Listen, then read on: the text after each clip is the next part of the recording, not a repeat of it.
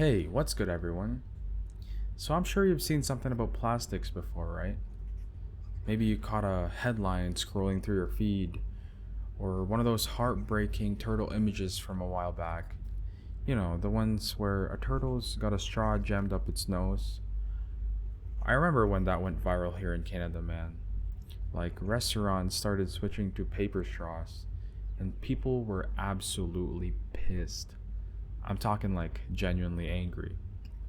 I had friends literally saying, I don't care about turtles, bro. I just want a good straw. And honestly, I get it. These paper straws are trash. They'd get soggy halfway through your drink. Funny how we couldn't even give up that tiny little comfort for the sake of something bigger. And I'm not judging anyone here. I didn't think much of it either back then. But it came and went. People moved on to the next outrage, and suddenly no one talks about turtle straws anymore. But here's the thing, and this is what got me started on this whole rabbit hole. Plastic never actually left. We just stopped seeing it. We stopped caring. But it's still here, doing its thing. And the scariest part is, it's not just chilling in the oceans anymore. It's in your food, your water. Hell, it's even in your lungs right now as you're listening to this. We're literally living in the plastic world, and it's definitely not Barbie coated. It's microplastics, and honestly, it's kind of messed up. So here's what we're gonna dive into today, and I promise I'll try to keep this interesting. We're talking about how microplastics actually end up in your body, how they sneak into your food, where they're even coming from in the first place, and most importantly, what we can actually do about it without going completely insane. I'm not trying to scare you into living in some plastic free bubble or anything crazy like that, but I do want you to be aware of this stuff because literally nobody else is talking about it anymore. It's like we collectively decided to forget about it after the straw thing died down. And look, before we get into it, I'm not some scientist or expert or anything. I'm literally just a guy who likes going down research rabbit holes and then talking to you about it. So think of this as that conversation you've had with a friend who spent way too much time on Google at 2 a.m. and now has opinions about everything. This is not a lecture, not some boring documentary, just me sharing stuff that I think you should probably know about. Alright, so first question, and this is what I was wondering when I started looking into this. Where the hell are these microscopic plastics pieces even coming from? We already know plastic is everywhere, right? That's not exactly breaking news. It's in your phone that you're probably holding right now, your gaming setup, your TV, the chair you're sitting on, but what about the sneaky stuff that you don't even think about? Like that polyester gym shirt you wore this morning. That's literally plastic. That cozy fleece hoodie hanging in your closet, also plastic. Your makeup, if you wear any, might have plastic microbeads in it. It's sneaky as hell, and honestly kind of genius from a business perspective, but terrible for everything else. Let me break down the scale of this for you real quick, because when I saw these numbers, I was like, damn. Plastics are made from fossil fuels, mainly oil and natural gas. Nothing crazy there, but we produce about 400 million tons of plastic every single year. To put that in perspective, that's like dumping 700 garbage trucks worth of plastic into the ocean every day. Every single day, that's 700 garbage trucks full of plastic into the ocean every day. And here's the kicker. Get this. Half of that is single use. It's one and done. You use it once, you toss it in the trash, and never think about it again. But here's where it gets interesting. And this is the part that actually blew my mind. Plastic starts shedding way before you even throw it away.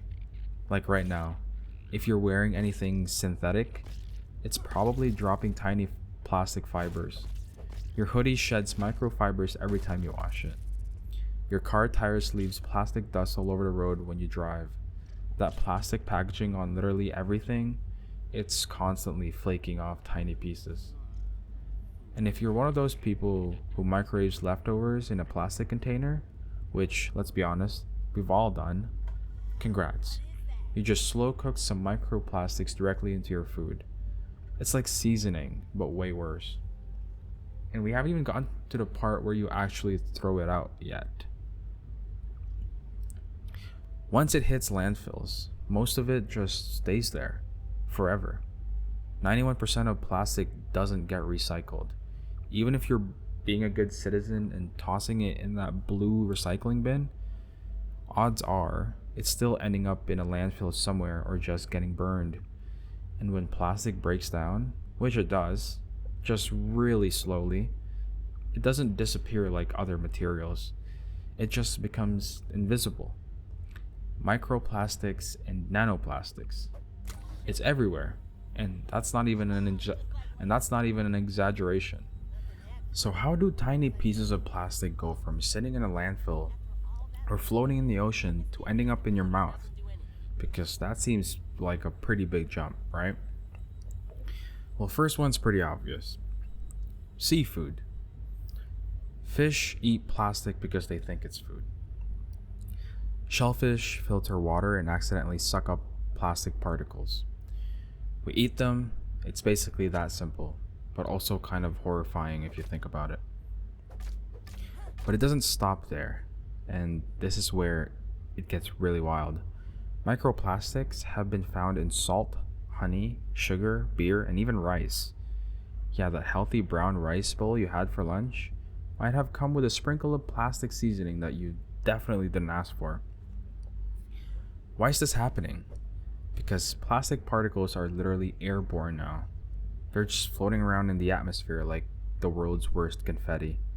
They settle onto crops while they're growing, drift into your kitchen and land on your food you leave out, get mixed into the water that's used to irrigate farmland.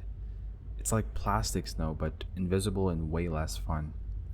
Even bottled water isn't safe, which honestly pisses me off when I found out, because I used to think I was being all healthy buying those expensive water bottles. Studies found microplastics in over 90% of bottled water brands. So if you're paying extra for that pure, clean mountain spring water, just know it might come with a little extra crunch that definitely wasn't advertised on the label. And don't even get me started on packaging. That salad you grabbed for lunch? Yep, that's sitting in plastic. That coffee lid from this morning? Definitely plastic. And probably shedding particles into your drink. That plastic fork that plastic fork they gave you with your takeout? You already know what's up. So yeah, it's not just what we eat. It's how we store it, how we carry it around, and how we heat it up. Basically, every step of getting food from wherever it comes from to your mouth involves plastic somehow. Okay, here's where things get legitimately freaky, and I'm not trying to be dramatic here. Microplastics have been found in human lungs, bloodstream, and placentas. Let me say that again. Placentas. That means this plastic isn't just something we're eating and then getting rid of. It's literally becoming part of who we are. It's in our bodies, in our blood, and we're apparently passing it on to the next generation before they're even born. So far, research is linking microplastics to inflammation, gut issues, cell damage, and hormonal disruption. There are even potential connections to cancer and fertility problems, which is honestly terrifying if you think about it too much. And then there are nanoplastics, which are even smaller than microplastics. These things are so tiny they can slip through cell membranes. Like, they can literally get inside your actual cells and just hang out there. Scientists are still trying to figure out what the full effects are, but early signs aren't exactly looking great. It's like we're all part of this massive experiment that nobody signed up for. We're the test subjects, and we didn't even get to read the terms and conditions first. Not that anyone reads those nowadays, but still. So at this point, you're probably thinking, great, Thanks for ruining my day. Now, what the hell am I supposed to do about any of this? That's a fair question. We know we're kind of screwed, but we're not completely powerless here. There's actually stuff we can do, starting with things you can control right now. First up, avoid bottled water when you can. I know, tap water tastes weird sometimes, but tap water with a decent filter is way safer than microplastic juice in a bottle. Plus, you'll save money, which is always nice. Stop microwaving plastic containers. I used to do this all the time with takeout containers, but apparently, plastic plus heat equals plastic soup, and you really don't want to be drinking that. Use glass or ceramic instead. Your future self will thank you. Get a microfiber laundry bag, or look into getting a filter for your washing machine. Every time you wash synthetic clothes, like that hoodie you love, it's basically shedding microplastics into the water system. A laundry bag catches some of that before it goes down the drain. Check your cosmetics and personal care stuff. Avoid anything with polyethylene or polypropylene, I don't know if that's how you say it, in the ingredients. Those are fancy names for plastic microbeads that used to be everywhere in face wash and scrubs. Switch to reusable bags and utensils when you can. I'm not saying you need to become one of those people who carries around a bamboo spork everywhere, but if you can ditch some single-use plastic, that's progress. Another thing, vacuum more often, especially if you have carpet. Indoor dust contains tons of microplastics from your clothes, furniture, all that synthetic stuff in your house. A good vacuum with a HEPA filter can actually help. You don't have to go full zero waste monk overnight or anything crazy like that. Just pick one thing and start there. Even just being aware of this stuff is already a win. Next time you grab a water bottle or toss a plastic lid, you'll actually know what's going on instead of just going through the motions. Also, another thing, share this video if it helped you learn something. Tell your friends about it. Post it on your story. If even 10 people hear you out and start thinking about this stuff, that's already progress happening. You don't need 1 million followers to make a difference. Just a few friends who stop microwaving the takeout containers because you told them not to. But let's be real though. Individual action matters and all that, but in actuality, 20 companies are responsible for over half of the world's plastic waste. I'm not gonna say the 20 companies, but you can do the research for yourself. I don't want to get banned. Most recycling programs are completely broken, like actually useless. And a lot of those eco-friendly bioplastics, often just greenwashed bullshit that doesn't actually solve anything. So what can you do about the bigger stuff? Well, you can support policies that actually regulate plastic production instead of just putting the responsibility on consumers. You can boycott companies that use way too much unnecessary plastic packaging. And you should probably support brands that use cardboard, seaweed-based packaging, or stuff that actually composts instead of just saying it does. If we could ban plastic straws in like a week because of one turtle straw outrage, we can definitely tackle bigger problems like microbeads in face wash or single-use packaging. The system created this mess, but we have to make enough noise for them to actually listen. They probably won't, but keep trying anyways.